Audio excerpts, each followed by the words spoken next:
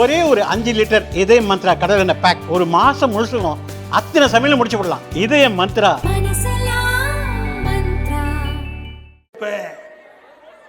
விதிகள் எல்லாம் தளர்த்தி 30 லட்சம் பேர் கொடுக்கறேன். இன்னும் 8 மாசம் இருக்குது. ஏற்கனவே 28 மாசம் கழிச்சு தான் மற்றவங்களுக்கு கொடுத்தீங்க. இப்ப 30 லட்சம் பேருக்கு இந்த 8 மாசத்துக்கு தான் கொடுக்கிறாரு. அப்படின்னா 52 மாசம் போயிட்டது. 52 மாசம் அவளுக்கு கிடைக்க வேண்டிய மாதம் தோறும் 1000 ரூபாய் கிடைக்கல. இதுவும் ஒரு நடிப்பு. இது தேர்தல் வரைக்கும் தான் சொல்லுவாங்க. தேர்தல் வரைக்கும் தான் இந்த பணத்தை கொடுப்பாங்க. தேர்தல் முடிஞ்சா தகுதியின் அடிப்படையில் கொடுப்புன்னு சொல்லி இதையும் நிறுத்திடுவாங்க. இப்ப 30 லட்சம் பேர் கொடுப்புன்னு சொன்னதையும் தேர்தல் முடிஞ்சு நிறுத்திடுவாங்க. இதுதான் திமுக பொய் பிரச்சாரம். இதே 2021 சட்டமன்ற பொதுத் தேர்தலில் அண்ணா திமுகவின் சார்பாக அறிக்கை வெளியிட்டோம். எல்லா குடும்ப அட்டைக்கும் மாதந்தோறும் 1500 ரூபாய் கொடுப்புன்னு சொன்னோம். 1500 ரூபாய் நான் கொடுப்புன்னு சொன்னோம். ஆனா திமுக தொடர்ந்து பொய்ய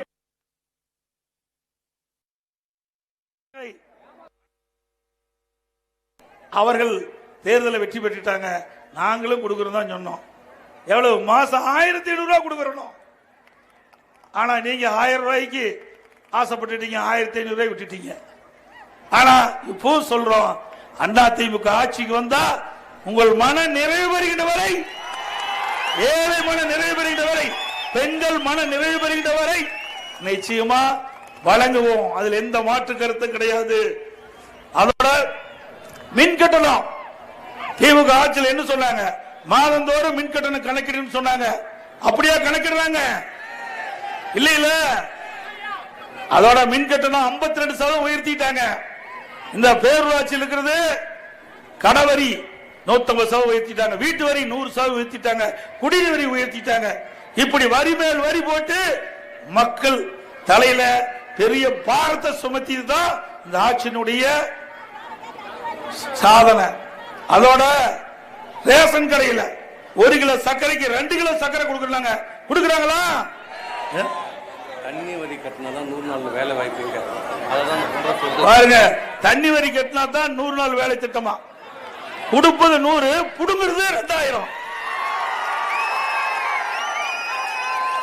இதுதான் திராவிட மாடல் ஆட்சியினுடைய சாதனை. அது மட்டுமல்ல, தேர்தல் அறிக்கையில் என்ன சொன்னாங்க? மாசந்தோறும், அதாவது மாதந்தோறும் கேஸ் சிலிண்டருக்கு 100 ரூபாய் மானியம் கொடுக்கறாங்க. கொடுக்கறாங்களா? அல்ல, சத்தமா சொல்லுங்க. ஸ்டாலின் காது கேட்கணும். மாதந்தோறும் கேஸ் சிலிண்டருக்கு மானியம் 100 ரூபாய் தர்றாங்க. அதுவும் ஏமாத்திட்டாங்க. அப்புறம் கல்வி கடன், நம்ம கிராமம் நகரம் ஏழை குடும்பத்தில் பிறந்த மாணவ மாணவி அதை படிப்பதற்காக பேங்க்ல கடன் வாங்குவோம். அதுக்கு என்ன சொன்னார் ஸ்டாலின்? இளைஞர்கள் ஓட்ட பெற வேணும், அந்த இளைஞருடைய பெற்றோர் ஓட்டுகளை பெற வேணும். அதற்கு ஒரு தந்திரம் கண்டிச்சார். திமுக ஆட்சிக்கு வந்தவுடன் கல்வி கடன் ரத்துனார். ரத்து செஞ்சிருக்காங்களா? ஏமாற்றிட்டார்ல. அதுக்கு பிறகு மிகப்பெரிய பொய், நீட் தேர்வு ரத்து ரத்துன்னு சொன்னார். இதை நம்பி பெற்றோர்களும் இளைஞர்களும் மாணவர்களும் வாக்களிச்சாங்க. திமுக ஜெயிச்சு வந்த பிறகு 4 வருஷம் நீட் தேர்வு ரத்து ரத்துன்னு சொல்லி ரத்தே செய்யாத காரணத்தினால, இதை நம்பி சரியான முறையிலே தேர்வு நீட் தேர்வு எழுதாத காரணத்துல நம்முடைய மாணவ செல்வங்கள் உயிர் நீத்ததுதான் மிச்சம். இப்படி பொய்ய பேசி பேசி மக்களை நம்ப வைத்து வாக்குகளை பெற்று ஆட்சிக்கு வந்த பிறகு ரத்த வேடம் புரிகின்ற கட்சி திமுக கட்சி. அதற்கு முடிவு கட்டின தேர்தல் 2026 தேர்தல் என்பதை எண்ணி பார்க்க வேண்டும். அதோட இன்னும் சிந்திச்சு பாருங்க, திமுக குடும்பத்தில் இருக்கிறவங்க தான் அதுல பொறுப்புக்கு வர முடியும். கட்சியிலும் சரி, ஆட்சியிலும் சரி. கருணாநிதி இருந்தார், அப்புறம் ஸ்டாலின், இப்ப உதயநிதி, பின்னாண்ட இன்பநிதினு ஒருத்தர் வரார். என்ன பட்டாவா போட்டு வச்சிருக்குது? இல்ல மன்னர் ஆட்சியா? குடும்பத்தில் இருக்கிறவங்க தான் பதவிக்கு வந்துட்டு இருக்கணுமா? ஏன் இங்க நிக்கிறீங்க? யாராவது முதலமைச்சர் ஆகக்கூடாதா? ஆக குடும்ப ஆட்சிக்கு, வாரிசு அரசியலுக்கு முற்றுப்புள்ளி வைக்கின்ற தேர்தல் 2026 தேர்தலா இருக்கணும். ஏற்கனவே இந்திய நாட்டில் மன்னர் ஆட்சி ஒழிக்கப்பட்டு விட்டது. இப்ப மீண்டும் திமுக மூலமாக மன்னர் ஆட்சி வர துடித்துக் கொண்டிருக்கின்றார்கள். அதற்கு 2026 தகுந்த பதிலடியை இந்த மக்கள் கொடுக்க வேண்டும் என்ற அன்போடு இந்த நேரத்தில் கேட்டுக்கிறேன். அதோட நீங்க பாத்தீங்கன்னா என்ன பத்தி ஸ்டாலின் திருவாரூர்ல பேசுறார்.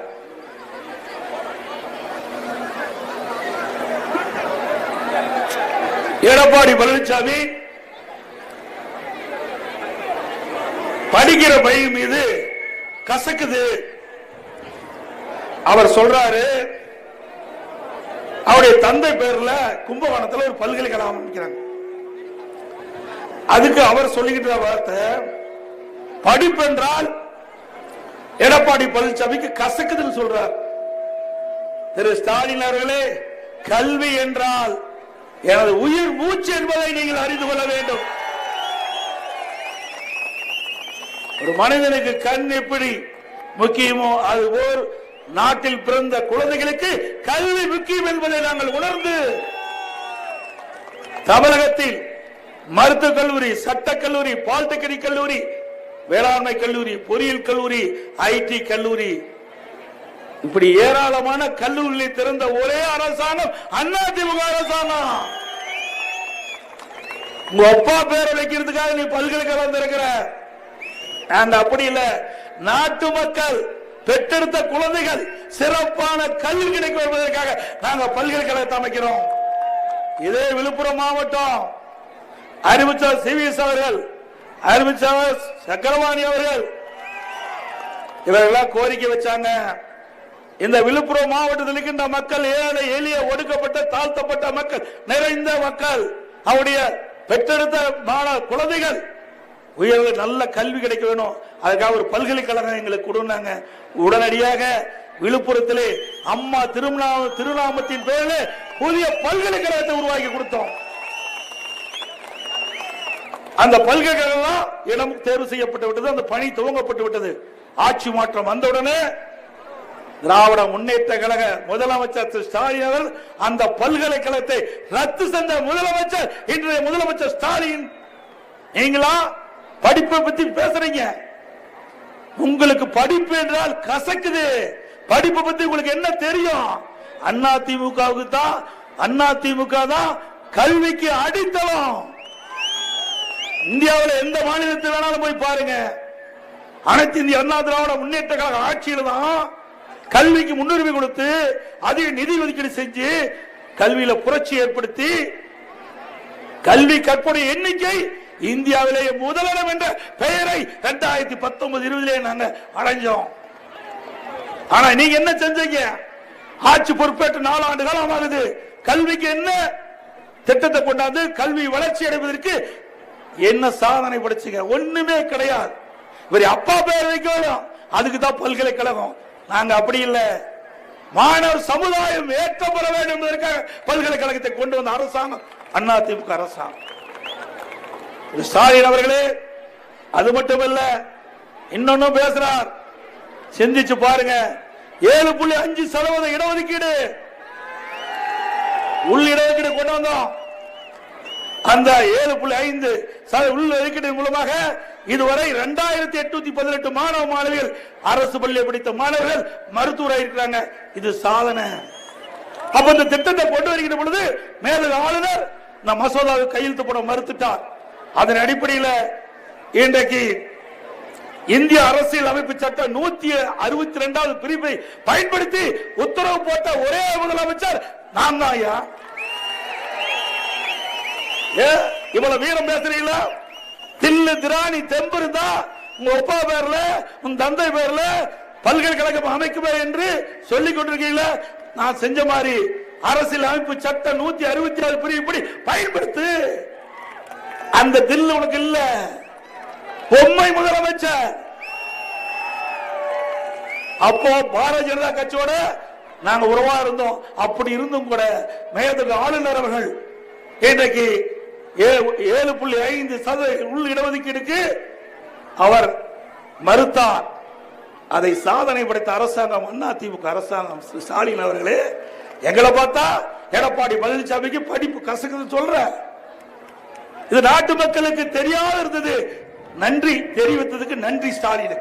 பல பேருக்கு இது தெரியாது. இந்தியாவிலேயே இந்தியாவிலேயே எந்த ஒரு முதலமைச்சரும் இந்திய அரசியல் அமைப்பு சட்டம் 162 பயன்படுத்தினதே கிடையாது. இதுவரைக்கும் பயன்படுத்தல. பயன்படுத்திய ஒரே ஆள் நான் தான். நான் பதவியை பத்தி கவலைப்படல, நாட்டு மக்களை பத்தி கவலைப்பட்டேன், நம்முடைய மாணவர்களை பத்தி கவலைப்பட்டோம். ஆகவேதான் எது நடந்தாலும் பரவாயில்லை, அதிமுக கொண்டு வந்த அந்த சட்ட மசோதா நிறைவேற்றப்பட வேண்டும். அனைத்து இந்திய அண்ணா திராவிட முன்னேற்ற கழக அரசு அந்த மாணவ செல்வங்கள் கனவு மருத்துவராக வேண்டும், நனவாக வேண்டும் என்பதற்காக கொண்டு வந்து நிறைவேற்றப்பட்ட அரசாங்கம் அதிமுக அரசாங்கம். எங்களை பேசுவதற்கு எந்த அருகதையும் இல்லை ஸ்டாலினுக்கு. என்ன நீங்க செஞ்ச இன்னும் பேசலாம். எடப்பாடி பழனிசாமி பிஜேபிக்கு அடிமை, பிஜேபிக்கு நடுங்குறாரு. நாங்க நடுங்கல ஸ்டாலின் அவர்களே, நீங்க தான் நடுக்கத்தில் இருக்கிற. எப்ப அமலாக்கத்துறை கதவை தட்டு பயந்து நடுங்கிட்டு இருக்கிறாங்க நீங்களும் அமைச்சர் பெருமக்களும். அது மட்டும் இல்ல, திமுக காங்கிரஸ் கூட்டணி ஏற்படல. அப்பொழுது காங்கிரஸ் மத்தியில ஆட்சி, கீழே கூட்டணி பேசிட்டு இருக்கிறாங்க. மாடியில திரு ஸ்டாலினுடைய தாயாருகிட்ட சிபிஐ விசாரிச்சுக்கிட்டு இருக்குது. மேல சிபிஐ முடிஞ்சு போச்சு ஒப்பந்தம். எங்களை பத்தி நீ பேசலாமா? எவ்வளவு பயத்தை வச்சுக்கிட்டு எங்ககிட்ட பேசுறீங்க? அதிமுகவை பொறுத்த வரைக்கும் எதற்கும் அஞ்சாத கட்சி இது. தொண்டை நிறைந்த கட்சி, தொண்டை நிறைந்த கட்சி. தலைவர் அல்ல. உன்னை போல் நான் தான் தலைவர், நான் தான் தலைவர், எனக்கு பின்னால என் மகன், எனக்கு பின்னால பேரன் என்று சொல்லிக் கொள்கின்ற கட்சி அதிமுக கட்சி அல்ல. இது ஜனநாயகம் உள்ள ஒரு கட்சி. உழைக்கின்றவர்கள், கட்சிக்கு விசுவாசமா இருக்கின்றவர்கள், மக்கள் மீது நன்மைப்பு பெற்றவர்கள் யார் வேணாலும் இந்த இடத்துக்கு வர முடியும். அப்படி ஒரு மிகப்பெரிய இயக்கத்தை பொன்மனச்சம்பல் புரட்சி தலைவர் எம்ஜிஆர், இதே புரட்சி தலைவி அம்மா நம்மிடத்திலே ஒப்படைத்து விட்டு சென்று காலத்தில் ஸ்டாலின் அவர்களே, எங்க கட்சியை உடைக்கிறதுக்கு என்னென்னலாம் திட்டம் போட்டேன், கொஞ்சம் லஞ்சமா திட்டம் போட்டேன், அத்தனையும் உடைத்தெறிந்தோம், தகர்த்தெறிந்தோம். அதிமுக காப்பாத்துன்னு சொல்றாரு யாரு? ஸ்டாலின். உங்க கட்சி காப்பாத்தப்பா, உங்க கட்சி காப்பாத்து. எத்தனை பேரு எங்க இருப்பாங்கன்னே தெரியல.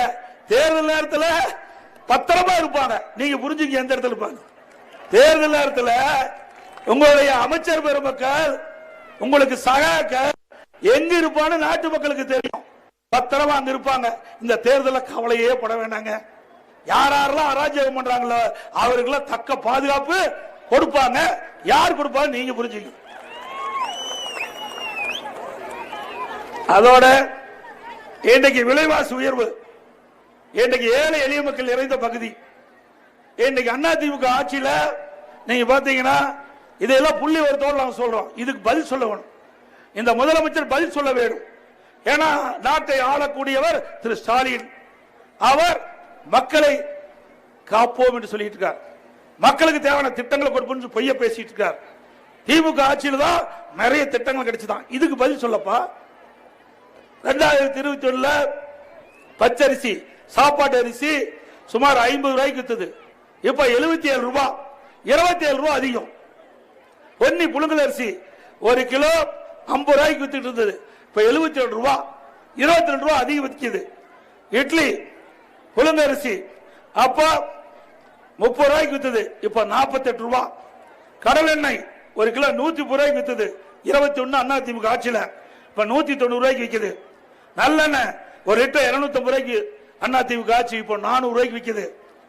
தோரம்பருப்பு 1 கிலோ 74 ரூபாய்க்கு வித்தது. இப்ப 130 ரூபாய்க்கு விற்குது. உளுத்தம்பருப்பு 79 ரூபாய்க்கு வித்தது. இப்ப 120 ரூபாய். ஆக இவ்வளவு விலை உயர்ந்து போச்சு. மக்களுக்கு வருமானம் இல்ல, செலவு அதிகரிச்சிடுது. இதனால் மக்கள் துன்பப்படுறாங்க. இதை பத்தி எல்லாம் ஸ்டாலினுக்கு கவலையே இல்லை. இதை போய் எங்காச்சும் கேளுங்க பார்க்கலாம், ஏதாவது பேசுவாருன்னு. இதை பத்தி எல்லாம் பேசவே மாட்டாரு. அப்பப்ப புதுசு புதுசா ஒண்ணு கண்டுபிடிப்பார். ஓரணியில் திரளுங்க பாரு. எங்க போய் ஓரணியில் திரளுறது? இங்க நாடு பஞ்சராகி கிடக்குது. எங்க போய் திரள்றது? இன்னைக்கு வாழ வழி இல்லாம இருக்கிறாங்க மக்கள். ஒரு பக்கம் விலைவாசி உயர்வு, ஒரு பக்கம் வேலையில்லா திண்டாட்டம், குடும்பம் நடத்துறது மிக கஷ்டப்பட்டு இருக்கின்ற சூழ்நிலையில ஓரணியில் திரளுங்கள். ஸ்டாலினுடைய வாக்கு. வந்துடுறமா, கவலைப்படாதம்மா. 26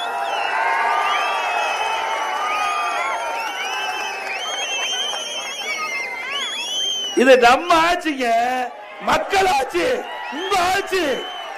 நீங்க என்ன என்றீங்களோ அதை நடைமுறைப்படுத்துவது எங்களோட வேலை. திமுக மாதிரி திமுக குடும்பத்துக்கு இந்த கட்சி இல்ல, திமுக குடும்பத்துக்கு இந்த அரசாங்கம் இல்ல, மக்களுக்காக இருக்கின்ற அரசாங்கம், மக்களுக்காக இருக்கின்ற கட்சி என்பதை நேரத்தில் சுட்டிக்காட்டி வருகின்ற சட்டமன்ற பொதுத் தேர்தலிலே வர இருக்குது. இதுல பார்த்தா உங்களுடன் ஸ்டாலின், எது உங்களுடன் ஸ்டாலின் இப்படி ஒரு நோட்டீஸ் அடிச்சு கவர்மெண்ட் மூலமா இந்த கட்சியினுடைய வேலையை அரசாங்கத்தின் மூலமா செய்யறார். வீடு வீடா கொண்டாந்து கொடுப்பாங்க, வீடு வீடா கொண்டாந்து இந்த அட்டை கொடுப்பாங்க. இதுல என்ன இருக்குதுன்னா, குடிநீர் இணைப்பு, அடிப்படை வசதி, பிறப்புச் சான்று, இறப்புச் சான்று, புதிய சொத்து, காலிமனை வரி விதிப்பு, பாதாள சாக்கடை இணைப்பு, சொத்து வரி பெயர் மாற்றம், கட்டிட அனுமதி ஏற்கனவே விண்ணப்பிச்சு காத்துக்கிட்டு இருக்கிறாங்க. இப்ப கொண்டாந்து கொடுக்கிறாரு. எப்ப தேர்தல்? அடுத்த ஆண்டு தேர்தல் இருக்குது. 8 மாசத்துக்கு முன்பு மக்களை ஏமாற்றுவதற்காக திரு ஸ்டாலின் போடுகின்ற நாடகம். அப்படின்னு 4 வருஷம் என்ன பண்ணிட்டு இருந்த? இந்த மக்கள் குறையெல்லாம் கேட்கலையா? இந்த மக்களுக்கு ஏற்பட்ட பிரச்சனை எல்லாம் உங்களுக்கு தெரியாதா? கண்டுகொள்ளலையா? தேர்தல் வருது, மக்களை ஏமாற்ற வேணும், மக்களுடைய ஓட்டுகளை பெற வேணும். இப்போ மக்கள் செல்வாக்கு இழந்து இருக்கின்ற இந்த காலகட்டத்தில் இப்படிப்பட்ட ஒரு நாடகத்தை அரங்கேற்றி வீடு வீடா வந்து கொடுப்பாங்க. எச்சரிக்கையா இருங்க. அது மட்டும் இல்ல, இதுக்கு முந்தைய எதிர்கட்சி ஸ்டாலின் இருக்கும்போது, எதிர்கட்சியா இருக்கும்போது 2021க்கு முந்தி எதிர்கட்சி தலைவராக இருக்கும்போது ஸ்டாலின் என்ன பண்ணாரு? ஊர் ஊரா வந்தார். அவர் வந்தாரு, திரு உதயநிதி வந்தாருங்க, அப்புறம் வந்து திமுக முன்னாள் அமைச்சர், திமுக எம்எல்ஏ எல்லாம் வந்து ஊர் ஊரா திண்ணை கண்டா பெட்ஷீட்டை போட்டு, ஆகா இந்த ஊர்ல என்ன குறை இருக்குது, உங்களுக்கு என்ன குறை இருக்குது, உடனே குறைய ஒரு பேப்பர் எடுத்து எழுதி அதை நான் வச்சிருக்கிற பெட்டியில போடுங்க. நான் அந்த பெட்டியை பூட்டி சீலை வச்சு வீட்டுக்கு எடுத்துட்டு போய் திமுக ஆட்சிக்கு வந்த உடனே அந்த பெட்டியை சீலை உடைச்சு போட்ட திறந்து அந்த பேப்பர் எடுத்து படிச்சு குறையை தீர்ப்புன்னு சொன்னார். அந்த பேப்பர்ல எங்க போச்சு? எங்க போச்சு? இப்ப இந்த குறையை சுட்டி காட்டுறியே, இந்த குறையை வச்சுதானே மக்கள் வந்து உங்களுக்கு மனு கொடுத்தாங்க. நீங்க என்னென்ன குறை வேணுங்க, என்னென்ன குறை இருக்குதுன்னு சுட்டி காட்டினீங்க. இந்த குறையின் அடிப்படையில் தான் அந்த மக்கள் விண்ணப்பமா நீங்க சொன்ன வார்த்தை நம்பி இந்த பெட்டிக்குள்ள போட்டீங்க. எப்ப அருமைச்சவர் சிவி சண்முகம் சொன்னாரு, சாவி தொலைஞ்சு போச்சு, சாவி தேடிட்டு இருக்காரு ஸ்டாலின். திரு ஸ்டாலின் அவர்களே, 2026 அனைத்து இந்திய அண்ணா திராவிட முன்னேற்ற கழகம் பெரும்பான்மை இடங்களிலே வெற்றி பெறும். எங்க கூட்டணியும் பெரும்பான்மை இடங்களே வெற்றி பெறும். தனி பெரும்பான்மையோடு அண்ணா திமுக ஆட்சி அமைக்கும். 2026 சட்டமன்ற பொதுத் தேர்தலில் அனைத்து இந்திய அண்ணா திராவிட முன்னேற்ற கழகம் கூட்டணி மகத்தான வெற்றி பெறும். அனைத்து இந்திய அண்ணா திராவிட முன்னேற்ற கழகம் வானூர் சட்டமன்ற தொகுதியிலே போட்டியிட்டால் 2 லட்சத்திலே வாக்களிங்க. எங்க கூட்டணி சார்பாக கூட்டணி கட்சி வேட்பாளர் போட்டியிட்டா அந்த கட்சி சேர்ந்த சின்னத்திற்கு வாக்களித்து வெற்றி பெற செய்யுங்கள் என்று இந்த நேரத்தில் தெரிவித்து,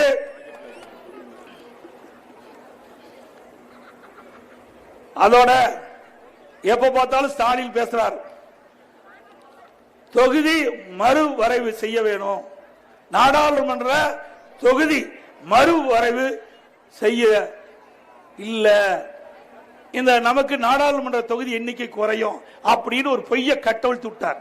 ஏன்னா மக்கள் செல்வாக்கு இழந்துட்டார். அதனால மத்திய அரசு மீது பழி சுமத்துவதற்காக ஒரு நாடகத்தை அரங்கேற்றார். ஏற்கனவே மத்திய அரசு தெளிவுபடுத்தி விட்டது, தமிழ்நாட்டுக்கு எந்த விதத்திலும் இந்த நாடாளுமன்ற உறுப்பினர்களுடைய எண்ணிக்கை குறையாது, பாராளுமன்ற மறுவரைவு அது வருகின்ற பொழுது தெளிவுபடுத்துறோம் சொன்னாங்க. இதுவரைக்கும் எந்தவித அறிவிப்பு மத்திய அரசு வெளியிடல. ஸ்டாலின் தூக்கிட்டார். ஆனா மத்திய அரசாங்கம் தமிழ்நாட்டை புறக்கணிக்குது. எடப்பாடி பழனிசாமி கண்டுக்கலின்னு அதை அறிவிக்கவே இல்லை.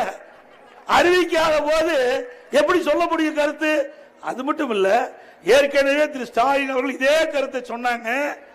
தமிழ்நாட்டில் நாடாளுமன்ற தொகுதியுடைய எண்ணிக்கை தொகுதி மறுவரை வருகின்ற பொழுது குறையும் என்ற கருத்தை சொன்னாரு. அதற்கு மத்திய உள்துறை அமைச்சர் தெளிவுபடுத்திட்டார். தமிழகத்தில் எந்த விதத்திலும் நாடாளுமன்ற உறுப்பினுடைய எண்ணிக்கை தொகுதி மறுவரையும் போது குறையாது என்று சொல்லிட்டார். அதுக்கு மேல உனக்கு என்ன வேணும்?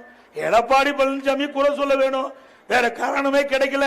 ஆட்சி மீது எந்த குறையும் சொல்றதுக்கு வக்கில்ல.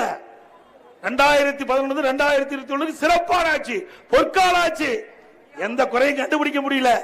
மத்திய அரசை வச்சுக்கிட்டு நம்மது பழி சுமத்தி எப்படியாவது மக்களை மடைமாற்றம் செய்து வாக்குகளை பெற வேண்டும் என்று தந்திரமா ஸ்டாலின் பேசுகிறார். அதை நிராகரிக்க வேண்டும் என்று. பொய் கொஞ்ச நெஞ்ச பொய் இல்ல, இவருக்கு நோபல் பரிசே கொடுக்கலாம். பொய் பேசுவதற்கு ஸ்டாலினுக்கு நோபல் பரிசே கொடுக்கலாம். நீ ஒரு முதலமைச்சர், ஒரு கட்சியின் தலைவர், எதை பேசணும்னு தெரியாத பேசுற ஒரே முதலமைச்சர் ஸ்டாலின் ஒருவர் தான். ஆகவே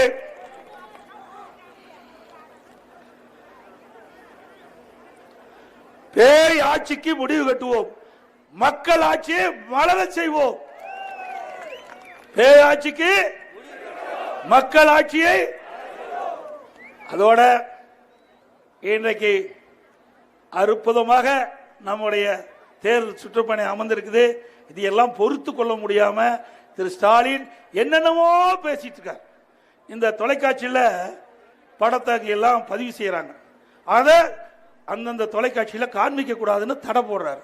அப்படி ஏதாவது காமிச்சா அங்க இருக்கிற கேபிள் வயரை கட் பண்ணி விட்டுறாரு. பித்தலாட்டம், கேவலம். ஒரு முதலமைச்சர் செய்யற வேலையா? ஏன் பயம்? பயம் வந்துட்டது, தேர்தல் ஜுரம் வந்துட்டது ஸ்டாலினுக்கு. நம்முடைய கூட்டத்தை பார்த்து, தேர்தல் பிரச்சாரத்தில் மக்கள் வருகின்ற கூட்டத்தை பார்த்து பயந்து நடுங்கி பத்திரிகையில் போடாத, தொலைக்காட்சியில் காட்டாத அப்படின்னு சொல்லிக்கிட்ட அளவுக்கு ஸ்டாலின் வந்து விட்டார். இதுவே நமக்கு கிடைத்த மிகப்பெரிய வெற்றி. மக்களை காப்போம், தமிழகத்தை மீட்போம். மக்களை, தமிழகத்தை, மக்களை, தமிழகத்தை, மக்களை, தமிழகத்தை. Bye bye Stalin. நன்றி, வணக்கம்.